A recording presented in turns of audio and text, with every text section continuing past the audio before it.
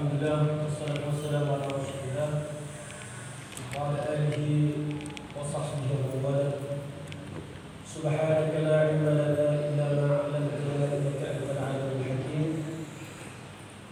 Bapak Ibu hadirin jamaah salat subuh Masjid As-Sakinah rahimahullah. Alhamdulillah pada pagi hari ini kita bisa melaksanakan salat subuh secara berjamaah di masjid yang bersama penuh barakah. Semoga senantiasa diberikan ridho Allah Subhanahu wa taala. Insyaallah panjenengan semua termasuk dikategorikan oleh Allah orang-orang yang beruntung. Betapa tidak panjenengan diberikan kesempatan sholat subuh berjamaah di hari Jumat bulan Ramadan. Ini fadilahnya, kelebihannya, keutamaannya berlipat-lipat. Satu, sholat subuh berjamaah. Sholat subuh berjamaah itu Masya Allah, kalau dilihat dari hadis yang paling terkenal yang panjenengan ketahui mungkin, bahwa sholat subuh berjamaah itu pahalanya seperti sholat malam sepanjang malam, al-lail kullahu. Kalau sholat isya berjamaah itu pahalanya seperti sholat malam separuh malam. Artinya kurang lebih berapa jam untuk malam? 6 jam, sekitar 6 jam. Tapi saya temukan ada hadis lain yang mana Rasulullah SAW mengatakan, Basyiril masya'ina ilal masajid, Basyiril masya'ina fil dhalam ilal masajid. Basyir itu sampaikan kabar gembira pada orang-orang yang berjalan di pagi hari ke masjid dalam keadaan dhalam. Dhalam itu gelap.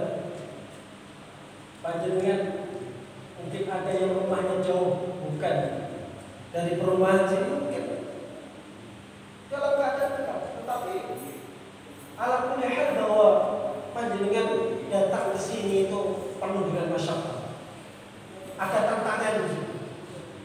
Maka orang yang seperti ini Rasulullah mengatakan bin nurit tami yaumal qiyamah. Kalau dia ke masjid tadi dalam keadaan gelap, nanti di akhirat dia akan disinari dengan sinar yang sempurna. Yang lain itu mungkin sulit untuk menuju surga. Itu panjenengan semua yang selalu dimudahkan oleh Allah. Itu kalau sholat subuh berjamaah. Sekarang di hari Jumat, hari Jumat itu hari istimewa, Sayyidul Ayyam. Sayyidul Ayyam itu tuannya hari-hari. Maksudnya apa? Puncak dari hari atau hari-hari umat Islam di hari Jumat ini. Rasulullah mengatakan Sayyidul Ayyam itu termasuk indallahi yaumal Jumu'ah, yaitu hari Jumat. Kalau kita pikirkan hari Jumat itu ada 4 keutamaan. Tadi kalau diingatkan dalam jam-jam nanti sudah lewat ya. Karena kalau bicara lewat saja. Yang pertama, Nabi Adam itu diciptakan. Nabi Adam itu hari Jumat.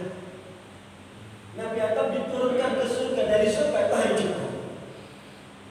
Hari Jumat itu ada waktu yang mana kalau panjenengan berdoa pada hari tersebut, pada waktu tersebut, tidak akan mungkin tertolak. Kapan itu? Tadi, sebelum sholat subuh, malam Jumat. Itu malam yang istimewa buat berdoa.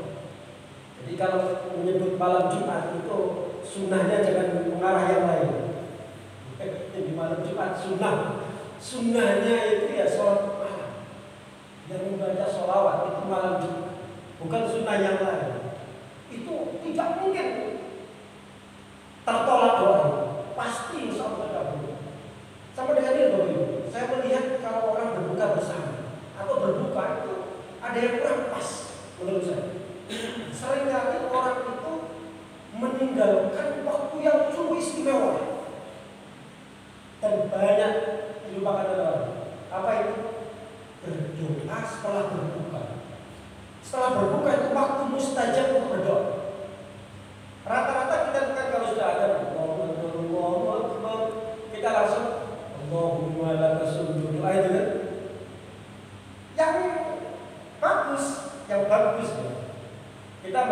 Bismillahirrahmanirrahim. Allahumma barik fima razaqtana kita minum. Kalau makan kurma, terus pokoknya makan manis-manis, baru setelah itu Allahumma laka sujud.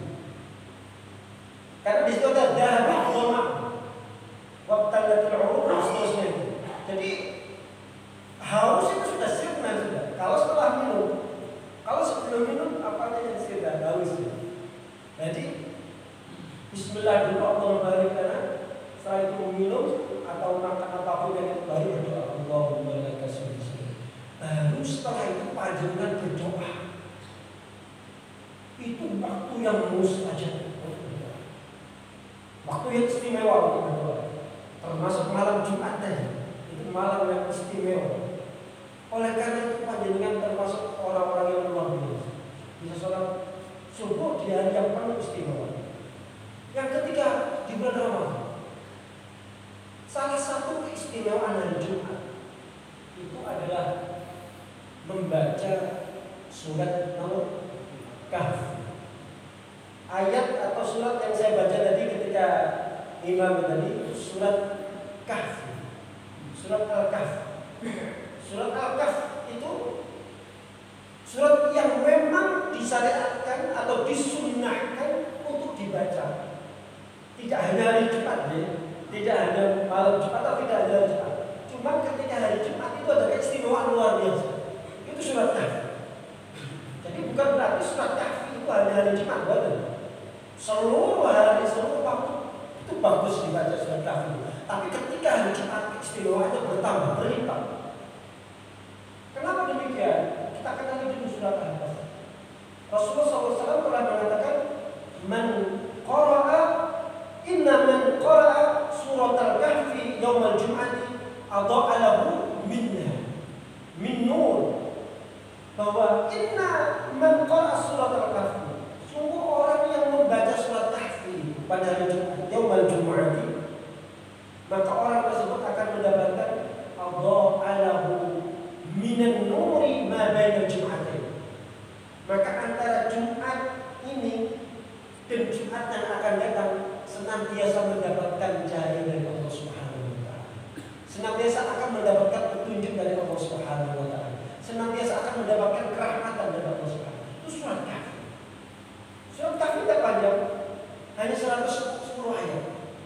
Surat Kahf ini dari juz 15, sebagian penyehalaman di juz 16. Surat Makkiyah. Surat Kahf ini ayat atau surat yang dimulai dengan hamdalah. Ada 4 surat yang dimulai dengan hamdalah. Surat apa saja itu? Yang bisa berulang. Kok kelihatannya tafakur semua itu sudah ini semua. Surat apa saja yang dimulai dengan alhamdulillahirabbil alamin. 1 Al-Kahf. Al-Kahf. Yang kedua surat Al-Fatihah. Nah, surat Al-Fatihah nanti saya baca. Surat Al-Fatihah, oke, belum dengar ya. Ayo, terus surat apa lagi? Ada surat Fatir, surat Maidah, surat Sabah. Bagaimana dengan surat Al-Fatihah? Surat Al-Fatihah, Bismillahirrahmanirrahim, itu bagian dari surat Al-Fatihah. Jadi Bismillahirrahmanirrahim itu bagian dari surat Al-Fatihah. Itu ayat 1. Satu-satunya surat yang Bismillah menjadi bagian dari surat itu surat Al-Fatihah. Kalau surat yang lain Bismillah tidak termasuk bagian dari surat. Ini pendapat. Sehingga semuanya itu 7 ayat. Pendapat kedua mengatakan Bismillah bukan bagian dari ayat.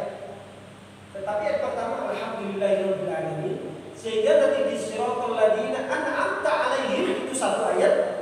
Ghairil maghdubi 'alaihim waladdallin 1 ayat.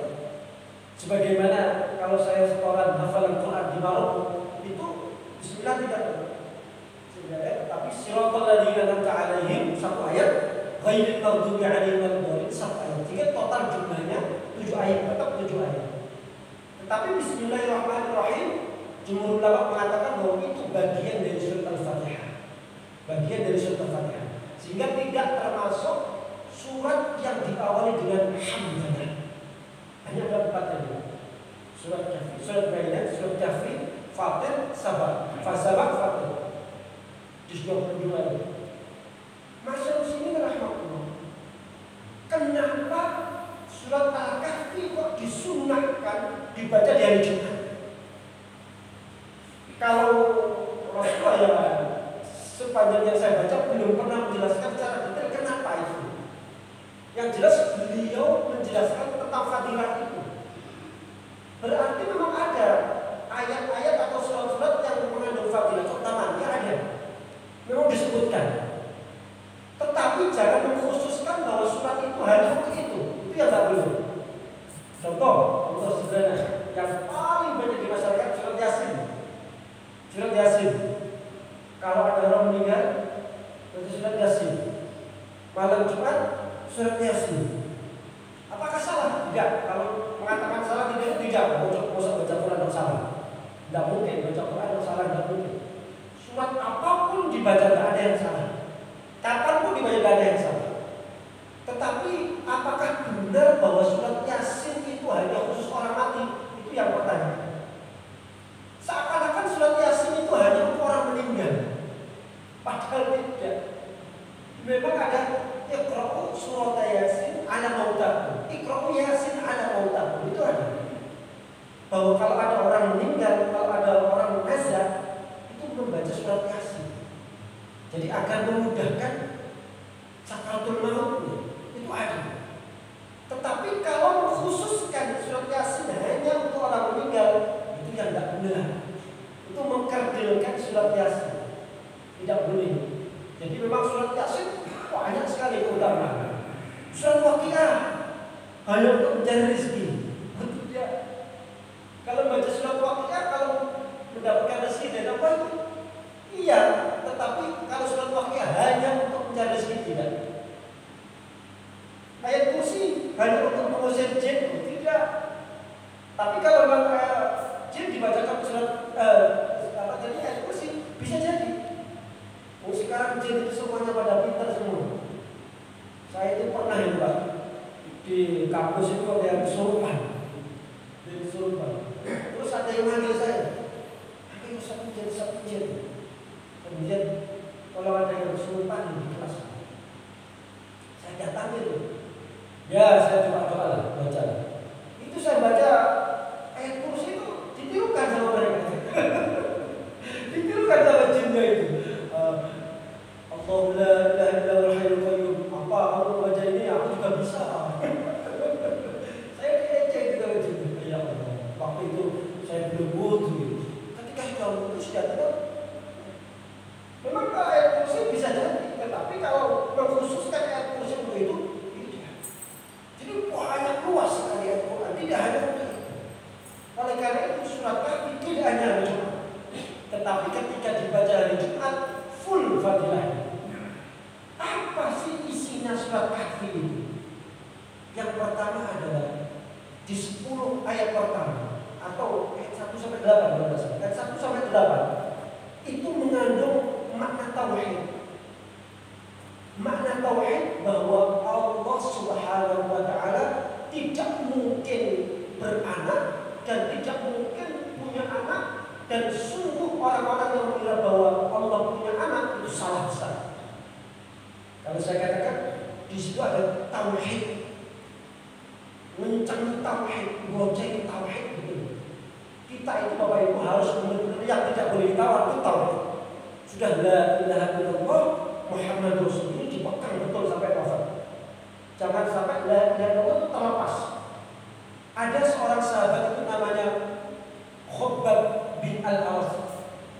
Khabbab ini budak yang tugasnya itu membuat pandai besi. Dia bukan pandai besi, membuat pedang, membuat baju perang dari besi dan sebagainya.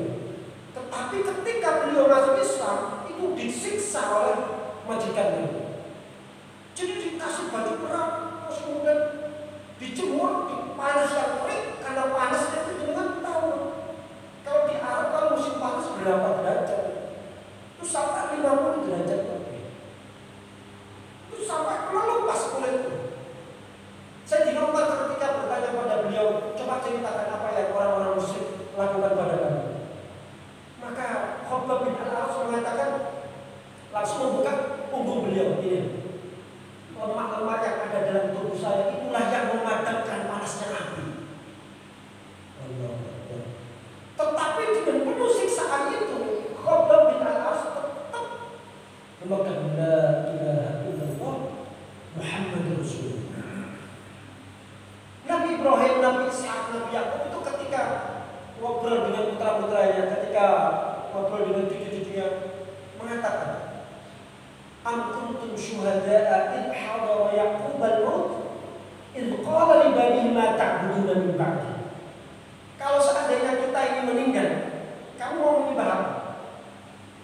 Qalu na'budu ilahaka wa ilaha abaika Ibrahim wa Ismail wa Ishaq ilahan wahid.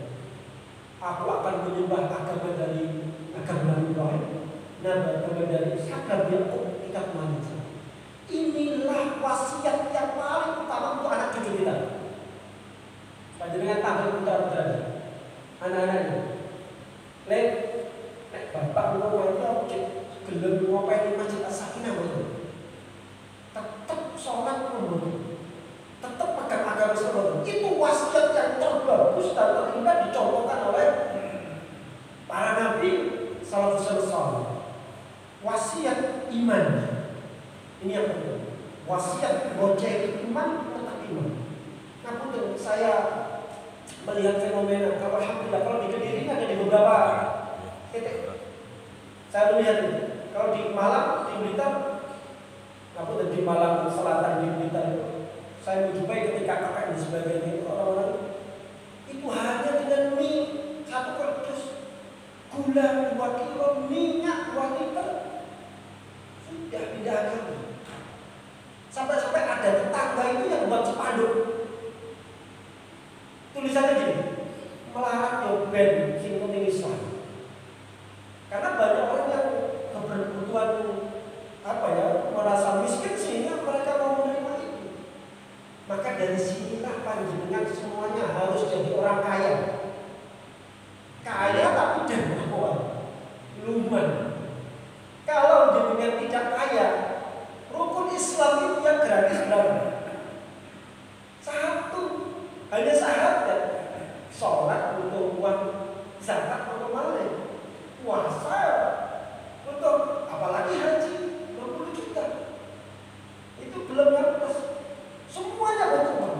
Kalau panjenengan tidak kaya, kalau panjenengan tidak dermawan, siapa yang merawat fakir miskin? Siapa yang merawat para jumlah? Maka dirawat oleh mereka. Kalau dirawat oleh mereka, akidahnya pindah. Maka di awal-awal surat Kahfi ini Allah menegaskan kita pegang akidah kita. Jangan sampai terlepas. Siapa yang tahu kalau akhir hayat kita memegang Islam? Tidak ada yang jamin. Happy ending itu tidak ada yang menjamin dari kita. Saya berkali-kali menjumpai orang sakaratul maut. Belum pernah saya menjumpai orang yang bisa mengucapkan lafaz Allah. Belum pernah. Allah saja bukan asyhadu an la ilaha illallah. Allah saja itu saya belum pernah. Rata-rata semua iman. Tak puas. Beberapa hari yang lalu saya menjumpai malam satu Ramadan. Itu saya menunggu orang nazar. Belum bisa. Begitu sulitnya lisan kita mengucapkan Allah di akhir hayat. Hanya Allah. Maka bagaimana cara agar di akhir-akhir kita itu mengucapkan Allah minimal Allah. Syukur-syukur la ilaha illallah Muhammadur Rasulullah. Kalau saya tidak tahu karena saya belum pernah mendengar. Tetapi kalau resep yang saya baca ada. Apa? Biasakan untuk zikir la ilaha illallah Muhammadur Rasulullah atau biasakan membaca Quran. Karena orang itu ketika akhir wafatnya akan membiasakan diri apa yang dia baca selama akhir hayatnya, selama hidupnya. Panjenengan benar-benar nanti di akhir hayat insya Allah dengan mudah dimudahkan Allah. Karena di tafsir Ihsan Tafasir yang saya baca itu keadaan akhir hayat kita,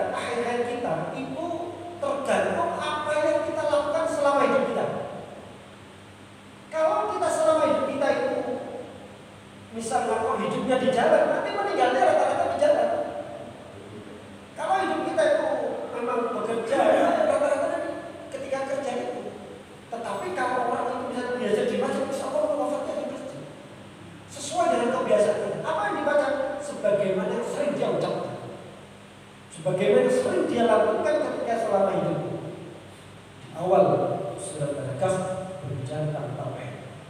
Yang selanjutnya adalah ada kisah Ashabul Kahf.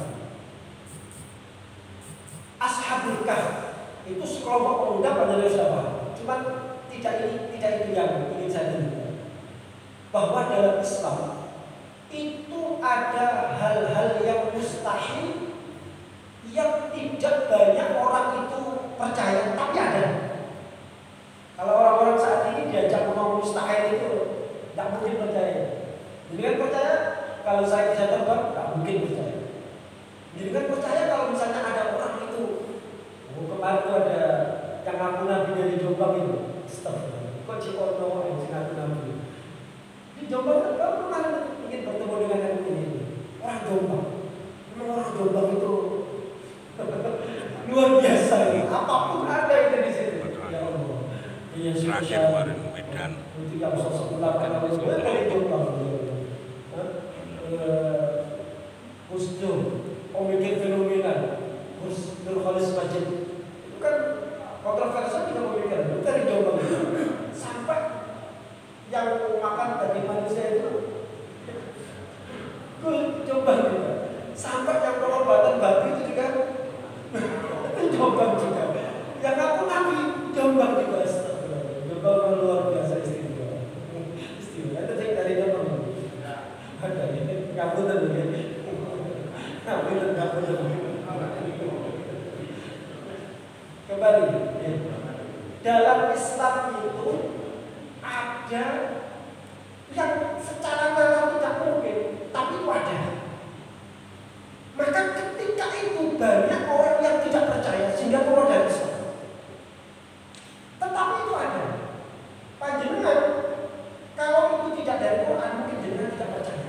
Saya yakin itu tidak percaya itu. Tapi kalau di Quran ada mungkin jenengan percaya. Saya kasih contoh misalnya, mungkin tidak ada orang yang bisa mempleng besi motor dipleng-pleng jadi pedang, nggak usah pakai pandai, nggak usah pakai apa, cuma jadi baju besi. Percaya betul? Saya tidak percaya benar. Karena panjenengan mengandalkan ini, mengandalkan pikiran jenengan, tidak mengandalkan yakin. Yakin itu di hati. Maka orang yang ngapunten menyalahkan syahadat kita, kamu itu syahadat apa? Asyhadu an la ilaha illallah, asyhadu anna Muhammadar Rasulullah. Kok saya bersaksi bahwa Nabi Muhammad utusan Allah? Memangnya kamu melihat Rasulullah? Yang syahadat, yang bersaksi itu bukan mata. Yang bersaksi itu hati. Kalau kita mengatakan bersaksi itu adalah mata, maka asyhadu an la ilaha illallah pun salah. Saya bersaksi bahwa